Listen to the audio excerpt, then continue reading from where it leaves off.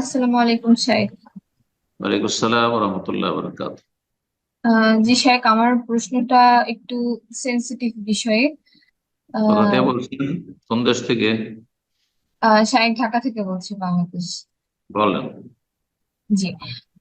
শাইখ, আমি আহ, ফেসবুকে একদিন একটা পোস্ট করছিলাম, এবং সেখানে হচ্ছে হানাফি মাযহাবের একটা বিষয়, যেখানে ওরা বলে যে কোনো শ্বশুর যদি কোনো বাজে মতলব নিয়ে তার পুত্রবধূকে স্পর্শ করে, বা বা পুত্রবধূর দিকে, বা পুত্রবধূ যদি হচ্ছে ওরকম কোনো বাজে মতলব নিয়ে শ্বশুরকে স্পর্শ করে, তাহলে ওই শ্বশুরের ছেলের সাথে পুত্রবধূর উম, যে বিয়ে, সেটা হারাম হয়ে যায়, এবং এটা হুম। আর কখনোই আহ মানে বিয়ে করা সম্ভব না।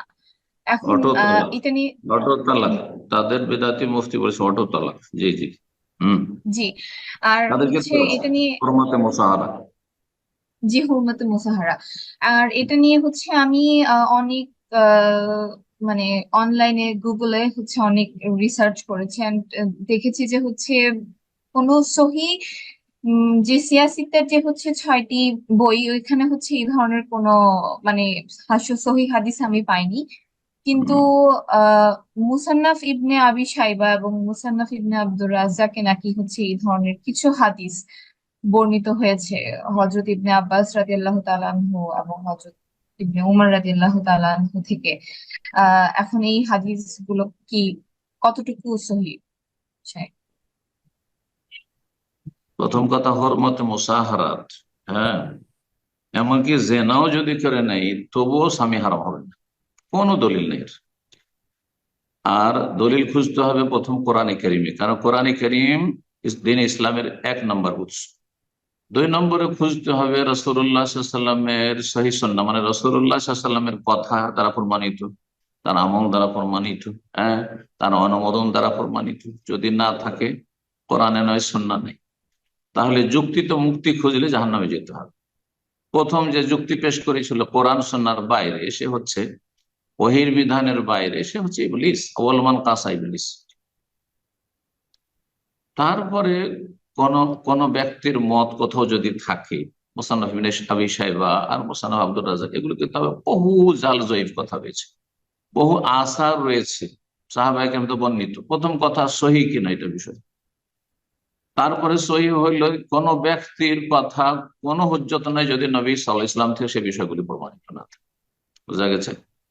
যার ফলে ওই সব মোসান্নফ আবি শাইবা, মোসান্নফ আব্দুর রাজ্জাক, বড় বড় আল্লামা যারা বড় বড় মুহাদ্দিস হাদিসের পণ্ডিত, তারা তাহকিক করবে যে সেই সনদগুলি সহি কিনা, 1 নম্বর কথা। 2 নম্বর, যদি সহি হয়, আপনি একজন সাধারণ মানুষ কি করে, আমি তো পারবো না। কারণ এইসব কিতাবগুলি এ- এগুলো আপনার ছেপে এসছে এখন। তারপর ওতে যে রাবিগুলো বর্ণনাকারী রয়েছে, সেগুলির জীবনী সাধারণত এই তাকরিবুত তাহজিব, তাহজিবুল ইহসানুল মিজান, এই যে কিছু কিতাব রয়েছে, সেগুলো তো সবগুলো পাওয়া যায় না। যার ফলে অনেক কিতাব পড়ার প্রয়োজন রয়েছে।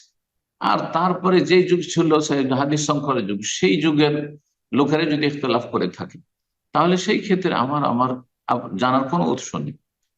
আর প্রথম কথা, নবী সাল্লাল্লাহু আলাইহি ওয়াসাল্লাম থেকে প্রমাণিত নেই, রব্বুল আলামিন থেকে প্রমাণিত নেই, সুতরাং এই সব মন গড়া ফতুয়া। মন গড়া ফতুয়া হারাম কেন হবে? এই মহিলার দোষ, বাকি যদি মহিলা যদি ধর্ষিতা হয়, তাহলে এর কি দোষ হলো? ওর স্বামী কি দোষ করলো যে তালাক হয়ে গেল? হ্যাঁ। ওর বাবার জন্য হালাল হয়ে গেল, ওর জন্য তালাক হয়ে গেল।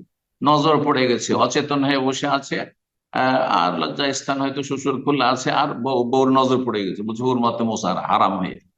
সব উদ্ভট উদ্ভট ফতুয়া আসলে। কথা বোঝা গেছে না? জি। জাকাত।